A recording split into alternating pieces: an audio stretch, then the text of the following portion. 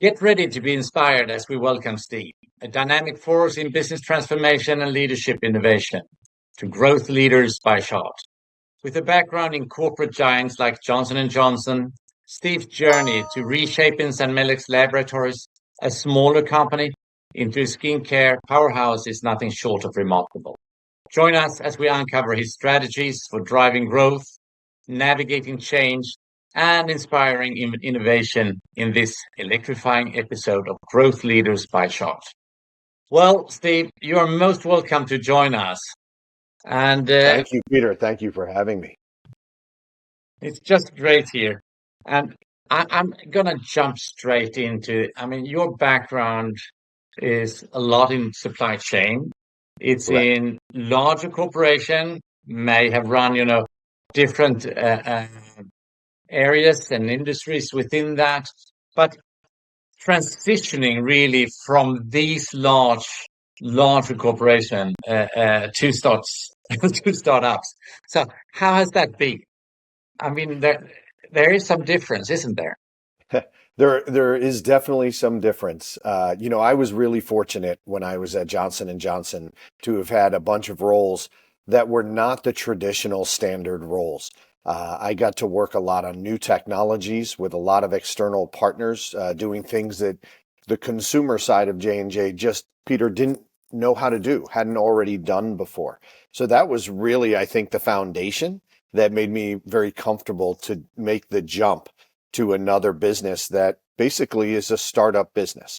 And really the skills, I think, all go back to a mindset that we did as part of an initiative called Supplier Enabled Innovation at J&J, which the tagline was "Together We're More." And that's been the Yes. mantra that I've followed, because whether you're at a large company that has a lot of assets, money that you have to fight for, have the leaders of that company trust you and give you the money for your projects, or you're at a company that does not have much money, like SanMelix, and we have to be very scrappy, but really work with experts and partners who know how to get things done. So we have to basically do the same fight. Instead of it being within the four walls, you have to convince other people that your mission is one that they want to follow, that your product is one that they can believe in, and really what you're doing to help consumers and patients is something that they can get behind. Yeah. But we know I have the beauty of interviewing a lot of people around the world here. And I know there are a lot of people looking at, you know, building their own company, driving their own ideas forward. But I also know that it's a hell of hard work in behind to become successful.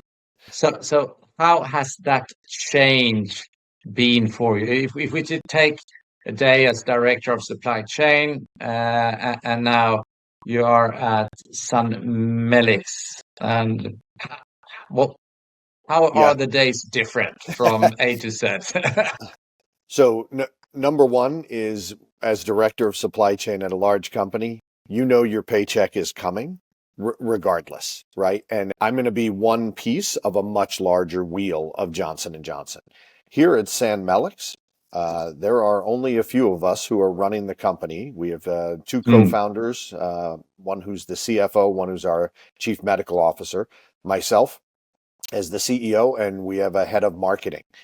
Basically, those are the core people who are making the decisions. So if we don't do it or get it done, we can wake up the next morning and have missed a big opportunity, right? Or have lost that chance. It's a nice feeling to know that you're making such a difference, but at the same time, your impact is so much more. And I think there's a lot of people who love structure in their roles. At a big company, you have much more structure. Here, every day is different. I mean, I wear many different hats, some for the sun protection because I need it, some because as CEO, I'm doing everything from, driving to visit customers, to talking with investors, to leading the supply chain effort because of my background, and we've totally changed the whole supply chain effort to make it a lot stronger, to talking marketing. So, in many ways, you need many different languages. You can't just be in one function at a small Mm. company, which is wonderful if you like that. Yeah, it's really a multifaceted way of working here. And you also have maybe a difference also. I don't know if you have had it, but I mean, I think every company which goes into a potential growth journey, they do some wrong decisions also because you have such a hard belief in yourself and what you're doing, and then you may not see the response by the customers, and then you realize, well, maybe we should go a little bit more to the right or to the left and do it like this instead. Have you seen any of those experiences Oh, since you moved over? Because those are so much stronger experiences than in a bigger organization. Then you could put the team on and get it fixed. yeah, you nailed it. Almost I will say not every day, but probably every week we have either the word pivot or the word fail fast, right? Words fail fast come up because Yeah, we're trying things that we haven't done before, and on a very small budget may work or may not work, right? So size gets you scale, but when you don't have size, you need speed. And speed yeah. is what allows you, right, to be very not only nimble, but also maximize the resources that you have. So early in my career, I got the chance to work for an internet grocery company back in 2000 at the early days. I came in within a month, our CEO left and the business model was forced to change because the lead investor said, I'm not going to put in the next $30 million that I had committed to put in. So you have to figure out a new business model. So I learned during that time that the model Mm. changes. So here at SanMelix, I started actually as a board member and an advisor to the CEO. And during that time, we made some major pivots and changes, Peter, because the direction that it was going and the way it was playing were not going to work and not Yeah. sustainable. So for an example, one was there was going to be a focus on wound care originally, but then there was an issue with the FDA saying the way we told you you could do it 2 years ago, other people from the FDA came in and said, sorry, you can't do it that way. Well, that created a huge change. And then it was going to go more of a beauty route because there was a partnership that Diana, our co-founder, had established. But we're not a beauty company. So we needed to have those hard conversations and make those pivots where it netted Yeah. us right now as a skincare therapy company. And that's where the focus is and I think has to be. But that's not And easy just here, discussions. just for the users listening here, so we are talking about a product called Beecure, Yes, Beecure. So here, and yeah. So there's some advertising here. So yes, Beecure, and where are you focused right now? And just maybe say where it sure. started to focus, and then take So that route what we shortly. learned is from the wound care side, skin care and wound care are very similar in that it's a breach of the skin. And if you can calm the compromised skin, whatever version you have, dry chapped skin, burned skin, rashy, irritated skin, if you can calm it and nourish it, you can strengthen the skin barrier and make it heal at the end of the day. And giving people the confidence to go out and do what they need to do versus worrying about it's itching, it's red, it's inflamed, right? It hurts, all that. So our focus, what we realized is that the ingredients that we were working with are very good at doing this. However, Mm. most people don't know our main ingredient is called buckwheat honey. It's a version of honey from that bees pollinate the buckwheat plant, and it's very rich in polyphenols and antioxidants.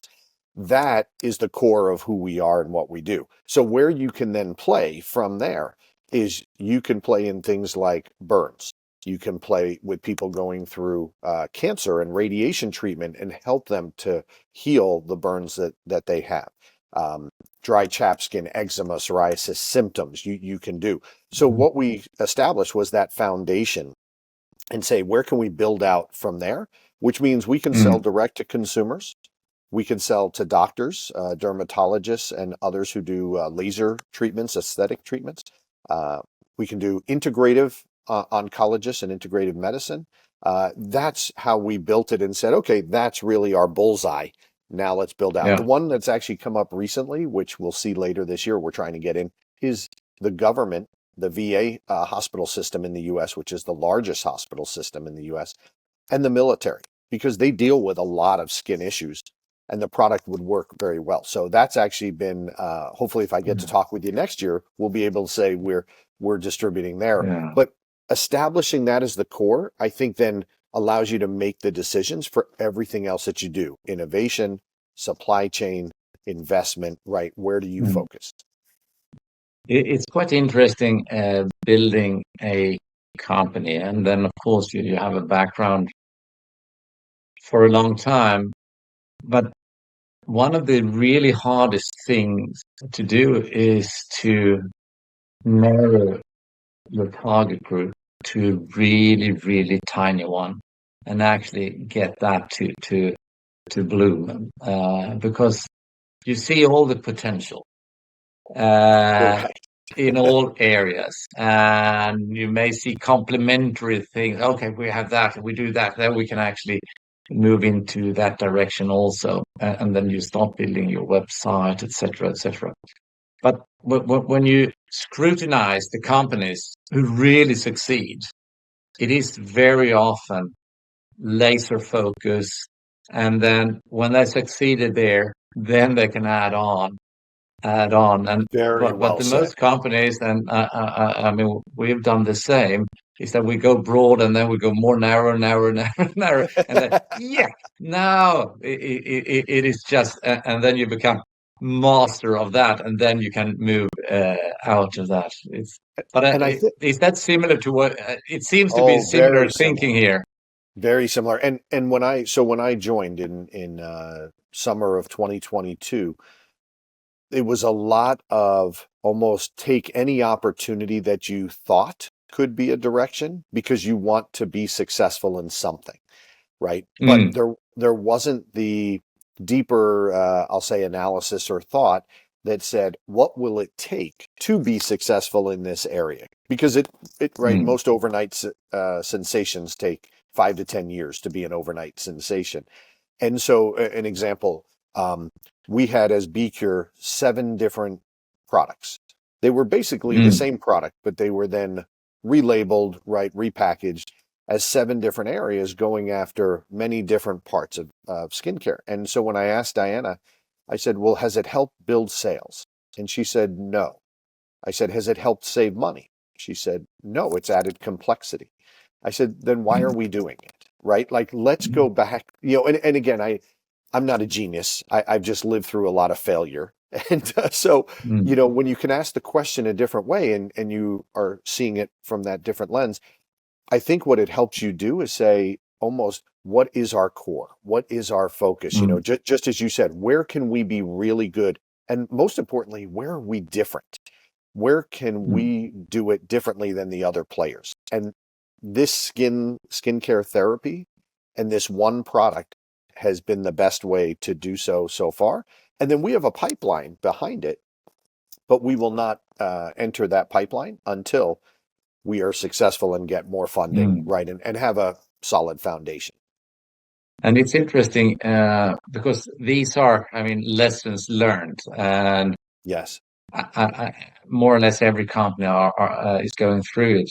And what we also have realized is that if you start focusing on the B2B, selling to companies, and then you realize, well, these products or these courses or whatever it really has a great fit for the B2C. And that's a true statement.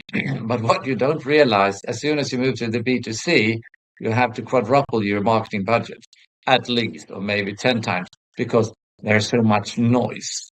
So it's Yes. not anymore the one-on-one marketing, but here is really the noise costs a lot of money also. So that's another type of complexity which most companies find out when they're looking from a B2B to a B2C.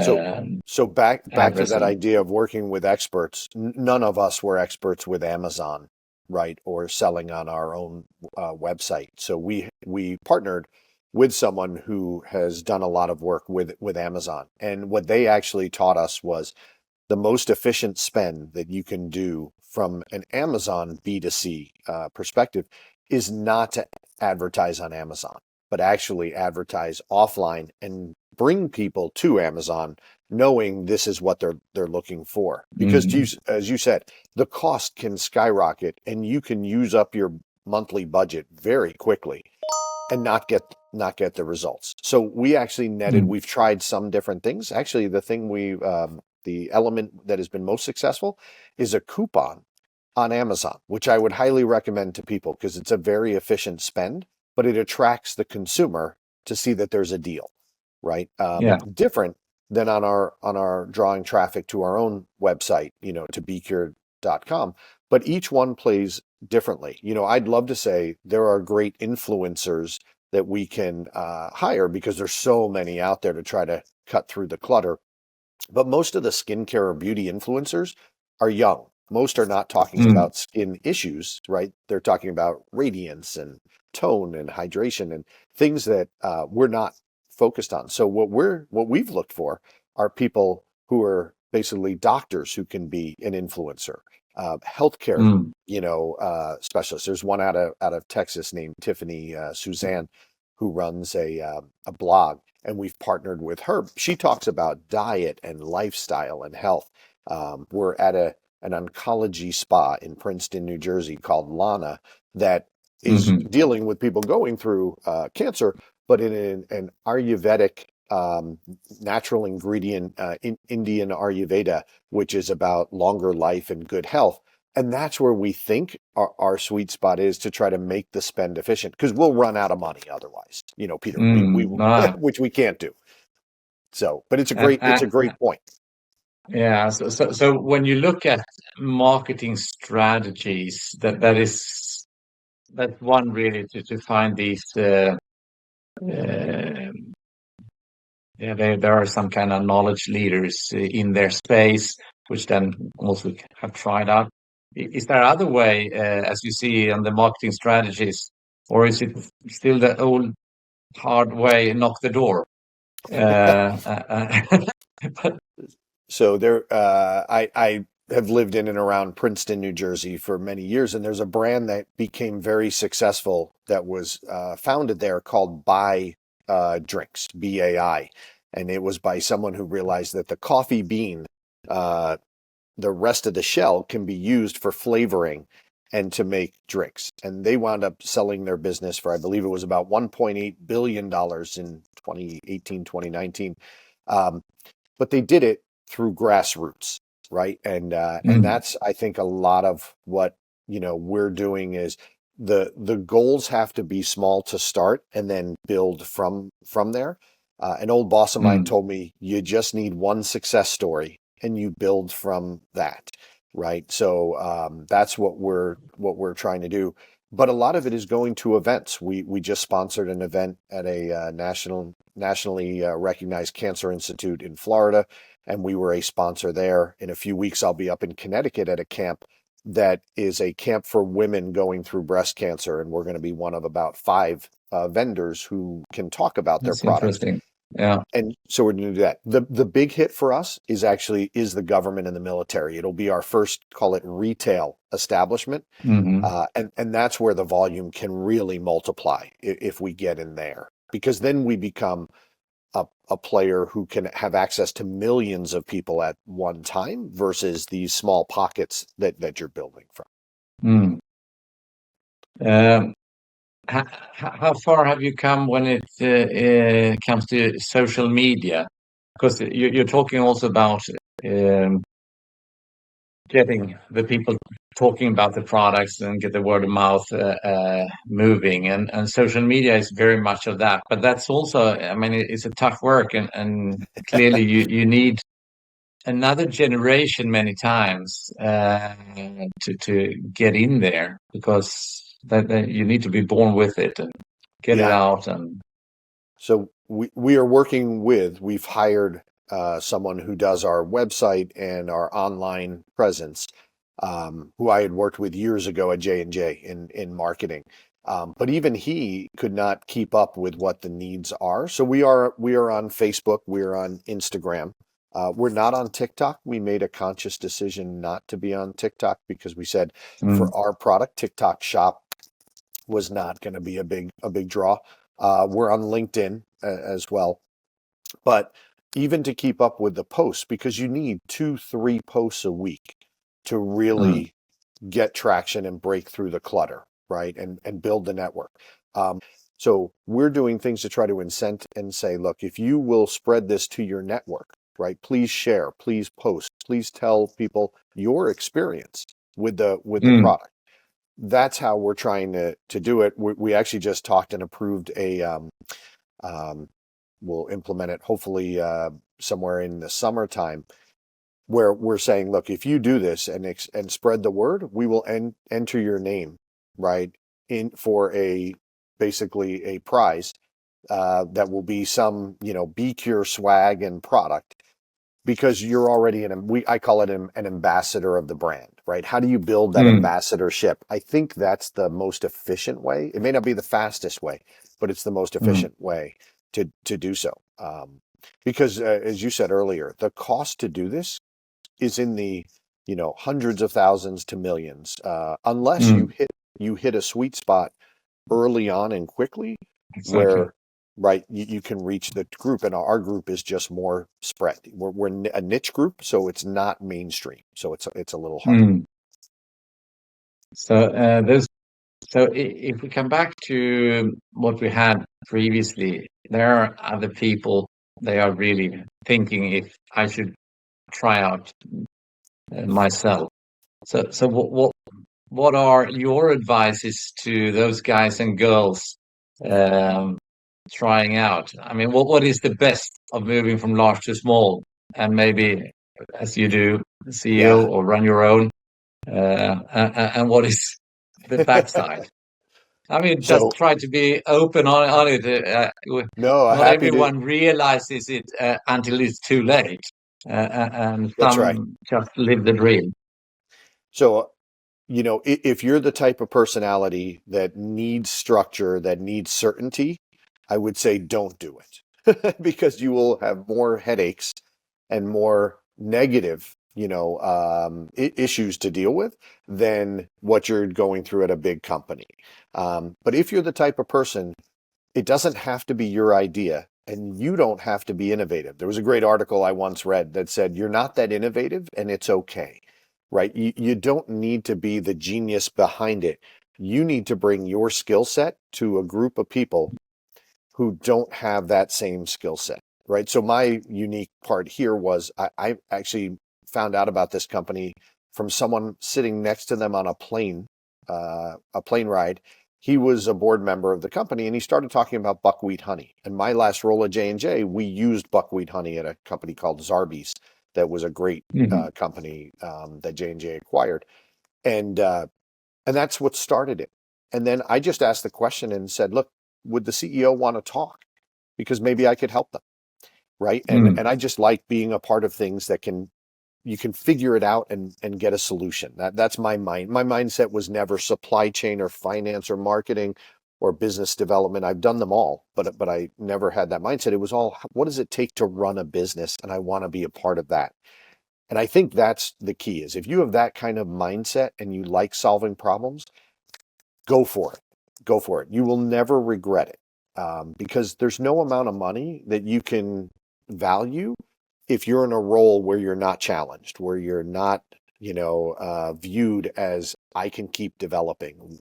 To sit there in that role doesn't feel good. So no matter what age you are, I would say look for an opportunity to be part of something that is small and growing, because you can make the difference. You may be the reason they're successful, right? No. And that gives you normally motivation. It gives you less sleep because there's always something you need to solve and you're going to think about it. At least initially, it will give you less money. In the end, it could give you a fair amount more money if things are going right. And of course, you're gonna feel fulfilled together with the people you work with because That's right. it's super exciting. And what do you see? I mean, you got a long career. What are your principles for as a leader? I mean, what leadership principles guides you in your daily work? I mean, that could be back in time, all times also, but also now when you're setting the platforms in place. What are the principles which guide your thinking and the way of doing? Yeah, it's not all about me, but it's also not about me. So, people in corporate America called it servant leadership, right? Because in many ways, you're not the one as the leader to get it done. What you're doing is you are setting truly the vision and the strategy, and you're helping enable the team to get it done because they need your help. At the end of the day, we're all can think we're really good at stuff, but if you don't achieve the goal, then you're all Mm, going together, no matter who did or who didn't do. So the way I look at it is we're on the bus together, the doors are locked, you're going to achieve your goal, and you're a team. If I did my job, but let's say, Peter, you were struggling to do yours, how can we help get yours done? Because that bus still needs to get to that right finish line and location. So it's all about the we and the us. And again, together we're more, because I don't win if you don't win. And that's not just within SanMelix, that's all of our partners. If I force mm, our manufacturing partner to give me such a great cost that they go out of business or that they can't give me innovation at the end of the day, I don't win. As part of supplier enabled innovation, mm. I ran into a supplier who told me they signed an agreement with J&J that said if they present an innovation to us, even if we don't take it, it is now J&J's innovation. And my question to them was, why would you ever sign that agreement? And they said, because we thought that you guys might, do it differently and whatever. So I said, how many innovations have you brought J&J? None. None. Mm. Right? And I can understand why, because they would only give us, right, the bottom of the barrel. So I met the person who signed the agreement inside J&J. And I said, hey, I heard you signed this agreement. They were so proud, Peter, because they said they looked out for Mm. J&J. I said, do you know how many innovations they brought us since you signed that agreement? None.